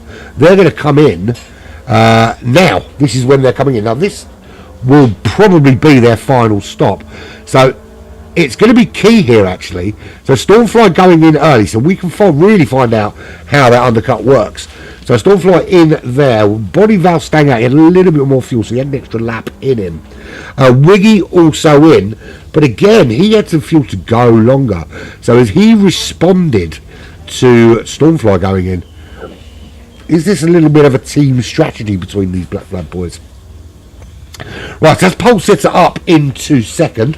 We know Bonnie Val's going to pit, if not at the end of this lap, certainly the end of lap 27, which will give him a nice 12-lap run on the soft tyres to the end. Now, the question is going to be, is where does Pole Sitter fit in this? He's going to have to pit again. There's no way he's going to take this to the end on those tyres. I just don't... I can't see... They won't last that distance. They just will not last that distance. So he's got to stop at some point. But it's how long he has to stop for is absolute key. So how he looks after the fuel between now and that stop is going to be paramount to where he comes out. He did have a good battle for a while with The Truth. The Truth back there in 9th now. But The Truth is in a much better position for tyres and fuel. So he can go much, much deeper into this middle stint than anybody else, which does mean he's going to gain a few places over the next 8 or 9 laps. Right, so there's Bonnie into the pits. Pole Sitter just coming round the final corner now. He will retake the lead of this race, will this German driver. But for how long as he comes through? Now, it's going to be absolute paramount to keep an eye out on that fuel usage. He is the fastest man on the racetrack with a 33.0, although Bonnie Val now going to be coming out on soft compound tyres, so that might change. We know that he has already won. He won the fastest lap on the last race and will probably do so again at some stage. We know he's relatively quick. He has fueled just beyond the halfway point, so he's done the maths, and I think that's about right, actually. So I think the issue Pole Sitter's going to have isn't going to be the fuel, it's certainly going to be the tyres, whether they last that full distance. Stormfly, he's out, he's going to the end, he's 1.4 behind Bonnie Val. Beardy, he will be pitting now, I would imagine, at the end of this lap. Wiggy, he's done his final stop, he's running to the end. There's still a potential top 3 on the cards for Wiggy. I think it all hinges on Pole Sitter's tyres at the moment. TJ there, he's on his final stint, top 5, certainly in the running for him, top 4 even possibly. Colum's going to have to pit at the end of this lap. Fubart already pit, that's going to give him a position there right away. He's going to get up into 7th. The Truth, fuel-wise certainly he can make it to the end. Again, it's the question mark over those soft compound tyres. They're going to have to make them last another 13 racing laps. But certainly not worried about putting any pressure for him, as he does a 1:33.3 on that last lap. Nuke in a slightly better position. Again, the soft tyres, there's a question mark on whether they'll last. But fuel-wise, again, certainly very good. But he's got a lot less wear through those tyres as that American driver. And it could be, that could be the difference between him and The Truth finishing in the position they are, or whether he finishes ahead of his teammate in ninth. Well, or even further up, depending on what goes on elsewhere. 12.9 seconds back to Shredder. And contrary to popular belief, he's not the rat that beats up the turtles. He's just the guy that drives in America. He's currently 12.8 seconds behind Nuke. Coulomb into the pits for that pit stop.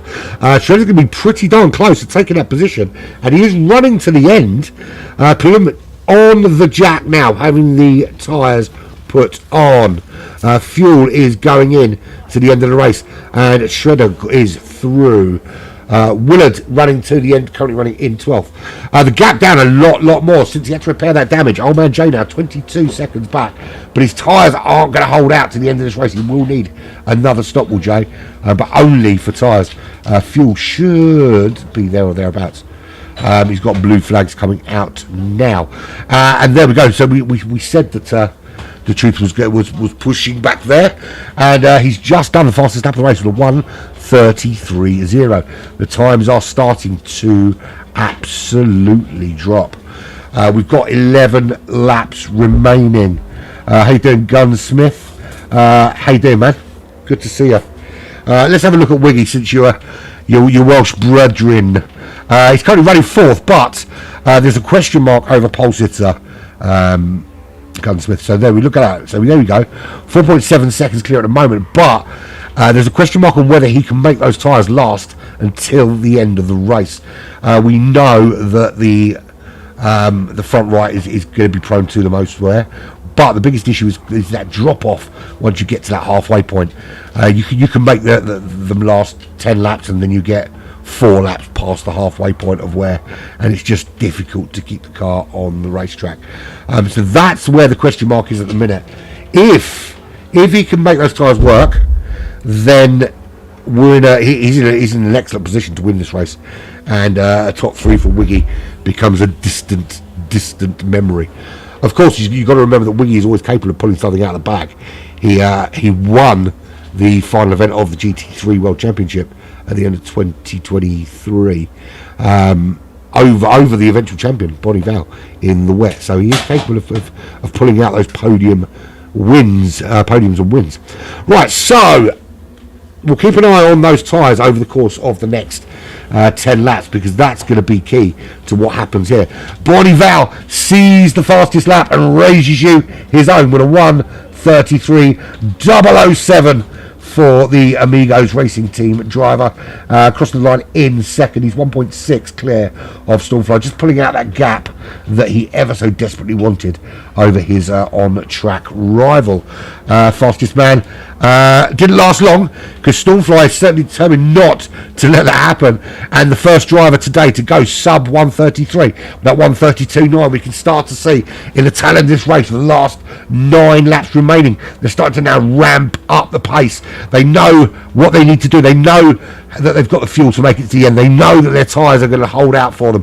Now they can start pushing. Now they can start putting those loads through those tyres and use that degradation, use that soft, sticky rubber to get them round the track that little bit faster.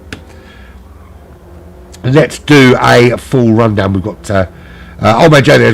He's a lap back, 1:39.4 his last lap. Again, he's struggling a little bit. He's still got to pit again. He's going to need another set of tyres just to take him to the end. 28 seconds behind Willard, so consistency not been his best of friends today. There is Willard running in 12th position. 9.5 to Coulomb. He's got a lot of work to do if he wants to catch him. A lot of work, but not a bad debut in Lobby 1 for him. There is Coulomb, the Canadian. 10.1 seconds to the American up ahead. We know, of course, there's no love lost between the Americans and the Canadians. Can he, over these next 9 laps, find 1.2 seconds a lap? That's essentially 1.1 second a lap is what he's going to need to find if he wants to catch Shredder. Shredder, I'm sure, has got something to say about that. He's 11.7 behind Beardy, running in 9th, who is putting a little bit of pressure on Nuke. He's a couple of seconds back at the moment, but he is closing that gap. He did a 1:34.2 on that last lap, which was a couple of tenths quicker than Nuke. But we've seen incredible consistency from Nuke throughout this race. Other than that one lap there, which was a 36.1, which I think might have actually been an out lap from a pit, he has pretty much consistently been in those 1:34.2, 1:34.3 kind of region on a very consistent basis. So it's going to be, I think it's going to be a bit of an ask for Beardy to catch him, unless he can find, he's probably going to need 2/10 a lap every lap between now and the end to set up a last lap showdown with the Sector 7 driver. Here's teammate The Truth, 7.1 seconds up the road. At one stage in this race, he was out in front with Pole Sitter, as was Nuke, but I really felt that The Truth could break his way into getting another podium. And he has won a few podiums over the last couple of series. And I really felt that he was on track for a podium, but it just hasn't worked out that way for him. He's 2.7 behind Fumar. A good result from Fumar. Only recently new into Lobby 1, promoted up from Lobby 2. And he's started to find some pace, currently running in that top 6. Just 5 seconds behind TJ, who seemed to be much quicker in the first couple of stints than he has been in this final stint. 13 seconds behind Wiggy, of course running there in 4th, potentially 3rd, depending on Pole Sitter's tyres, which we'll have a look at in a minute. Right there, but he's in no man's land, so yeah, no one's going to catch him, but there's no danger unless someone pits or crashes of him catching anyone up ahead. Lap 32 of 39. There is Stormfly, not quite on the back of Bonnie Val. Since he put in that fastest lap, that 32.9, Bonnie Val's gone and responded with a 32. He's done 32.7, and then Bonnie Val responded with another 32.7, but one a little bit quicker. But the gap now 2.3 seconds between those two. 2.7 is the gap between Bonnie Val and Pole Sitter. Now Pole Sitter has an issue, and that issue is going to be rubber, and it's an issue that's going to rear its ugly head a lot sooner than I think he would have liked. Now, unless he fancies driving the last 5 or 6 laps here with absolutely nothing on that front right, he's going to have to come in. Now that's going to cost him, because at the moment he is 2.6 seconds in the lead. But with a 20-second pit loss, he could quite easily find himself outside the top 4. So he's currently in the lead, but he's going to throw away a podium. And I think the longer Pole Sitter leaves it to come in now, I think the worse it's going to be. So unless he plans on staying out, I think he needs to come in now. He's got 6 laps remaining. If he comes in now, it gives him 5 laps to just try and make some inroads back into that top 3 if he can. It's going to be a big ask to do, but he can certainly put himself in a position to try and do that. I imagine he'll be behind Wiggy by about 3 or 4 seconds, but with Wiggy doing 33.3, 33.4, Pole Sitter consistently 33.1, it's not unheard of, particularly if he's got the consistency, he's got fresh rubber as well. Wiggy will be, by the end, we'll be keeping an eye on the fuelometer. I know that's not the right word, but I don't care.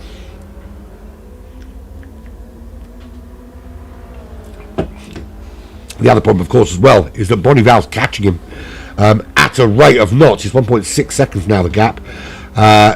So, yeah, I think strategy-wise, he's getting it very wrong now. The longer he stays out, the worse this strategy is playing, because his tyres are going to give up. Whatever happens, his tyres are going to give up. Now, he's thinking, okay, well, I'm going to lose those positions anyway if I pit. Shall I just stay out and try and hold on for 3rd? The problem with that, of course, is that, at the moment, Wiggy 13 or 17 seconds back. But imagine the time he's going to be losing in a couple of laps when there's no grip left on those tyres. He's already, at the moment, he's still doing 33 mids, low 33 mids he's doing at the moment. But the gap to Bonnie Val, 1.5 seconds. Bonnie Val's closing fast. Stormfly 2.7 back. He's going to be closing fast on pole sitter once Bonnie Val goes through. Wiggy 17.7 seconds back. But once he starts losing 2 or 3 seconds a lap, that gap is going to come down very, very quickly. So this could be either bravery or stupidity. We'll see. How long can pole sitter make these tyres last? Have we found ourselves an absolute beast of a tyre user?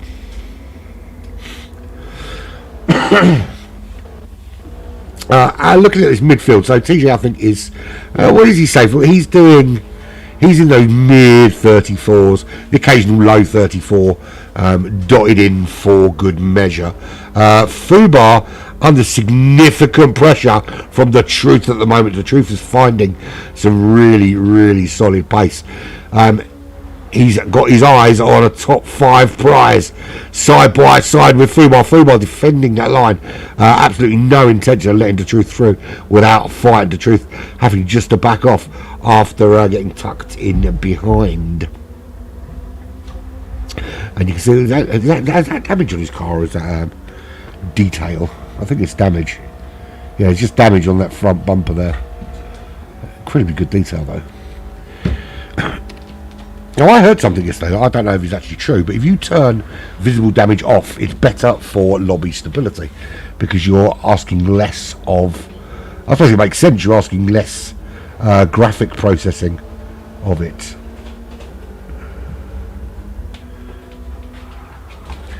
Yeah, do you know what, I think you're right, Stig Zander, that I think the only thing I say with the gamble here is that it's clearly what he's doing. He's staying out, and he knows he's going to lose first to Bolivar and Stormfly, and he's playing for the podium. But the massive danger is when those tyres are off, they're incredibly unpredictable, and it only takes a slight momentary millisecond lapse of concentration, and the car's facing the wrong direction, and all of a sudden he can find himself 5th or 6th, when actually if he'd pit around lap 31, lap 31, he would have given himself a good sort of 7 or 8 laps in order to chase down 3rd place again.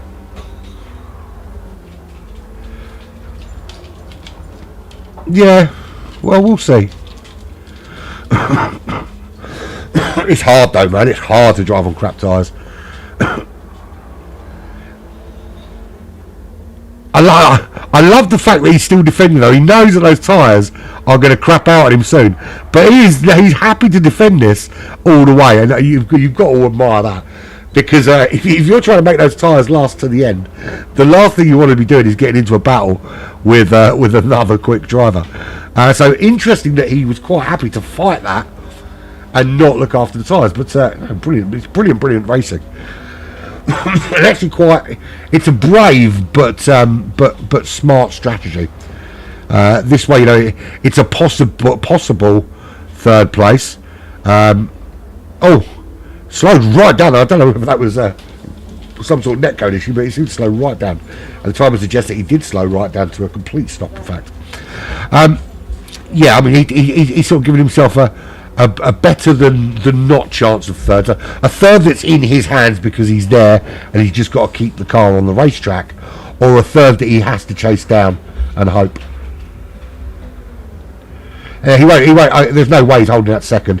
Stormfly is pretty much doing similar lap times to Bonnie Val. He'll catch him without question. His tyres are good and his fuel is good. So it was an interesting strategy for pole sitter, but it hasn't worked out too well. But interestingly, the Truth started on the same strategy as pole sitter, but a couple of laps later he went in for his softs, so he's now in a bit of a charge. 3 laps remaining, 5.9 seconds is the target. He's already put 1.2 over Fubar, who got round him on that last lap. So TJ with a half-second penalty, that's not going to help keep him at bay. 34.3, 34.2. The Truth in 33.7 that last lap. A couple more of those, that 5.8 second gap's going to be a lot smaller. Yeah, I don't think he would have. I don't think he would have been able to hold Stormfly off anyway. Stormfly's pretty good. I mean, he hasn't got. To be fair, though, Stormfly hasn't got him yet. But I think breaking into this, it's going to be breaking into this hairpin that's going to be causing the biggest problems. I think, and keeping it on the racetrack there. He's still defending for dear life though, and there's still a little bit left of those tyres. It's actually not bad. I think I might stand corrected with this actually being a brilliant strategy.